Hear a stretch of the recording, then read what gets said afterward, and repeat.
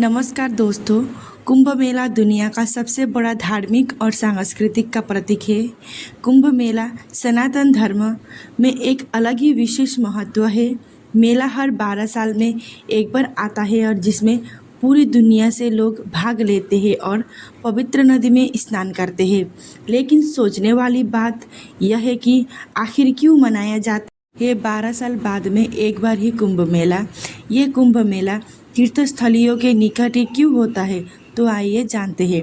यह जगह है उत्तराखंड के गंगा के किनारे हरिद्वार, मध्य प्रदेश के सिरपा नदी के किनारे उज्जैन, महाराष्ट्र के गोदावरी नदी के किनारे नासिक, उत्तर प्रदेश के 3 नदियों गंगा, यमुना और सरस्वती संगम स्थल प्रयागराज पर।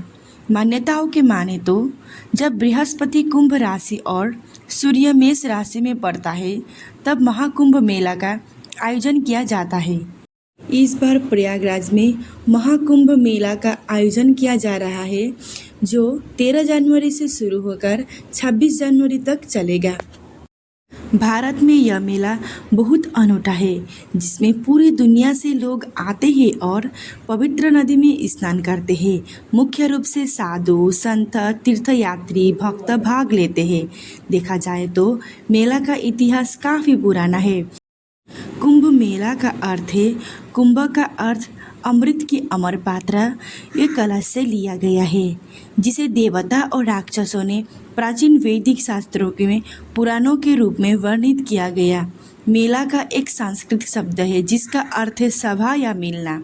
कुंभ मेला का इतिहास में ऐसा मान्यता है कि महर्षि दुर्वासार्य के शाप के कारण जब इंद्र और देवता कमजोर पड़ गए, तब राक्षसों ने देवताओं पर आक्रमण करके उन्हें परास्त कर दिया था।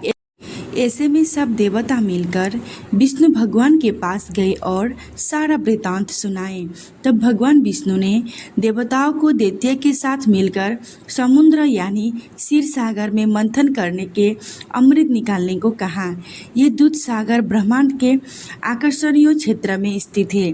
सारे देवता भगवान विष्णु के कहने पर दैत्य से सदी करके अमृत निकालने के प्रयास में लग गए। जैसे ही समुद्र मंथन से अमृत निकला, देवताओं के इशारों पर इंद्र का पुत्र जयंत अमृत कलश लेकर उड़ गया। इस पर गुरु शंकराचार्य के कहने पर दैत्य ने जयंत का पीछा किया और काफ़ी परिश्रम करने के बाद दैत्य ने जयंत को पकड़ा और अमृत कलश पर अधिकार जमाने के लिए देव और राक्षसों में 12 दिन तक भयानक युद्ध चला। ऐसा कहा जाता है कि इस युद्ध के दौरान पृथ्वी पर 4 स्थानों पर अमृत कलश के कुछ बूंदें गिरी थी। इसीलिए इन्हीं चारों जगहों पर कुंभ मेला का आयोजन किया जाता है। पृथ्वी पर अमृत कलश के कुछ बूंदें इस 4 जगहों पर गिरी थी। यह बूंदें प्रयागराज के संगम पर गंगा, यमुना और सरस्वती नदियों को मिलता है। हरिद्वार के गंगा नदी में, उज्जैन के सिरपा नदी में और नासिक के गोदावरी नदी में। मान्यता है कि अमृत कलश के इस 4 नदियों पर गिरा था, इसीलिए इन्हीं चारों जगहों में कुंभ मेला का आयोजन किया जाता है। कहते हैं कि इस दौरान कुंभ नदियों का जल अमृत के समान होता है, इसीलिए इन्हें स्नान और आचमन करने का महत्व बढ़ जाता है। कुंभ स्नान करने से पाप से मुक्ति मिलती है, मोक्ष प्राप्ति होती है, पितृ शांत होता है और उनका आशीर्वाद मिलता है। कुंभ स्नान करने से व्यक्ति को रिद्धि सिद्धि या सम्मान की प्राप्ति होती है। 2025 में महाकुंभ मेला प्रयागराज में 13 जनवरी पुष पूर्णिमा के दिन शुरू होकर 26 जनवरी महाशिवरात्रि के दिन समाप्त होगा।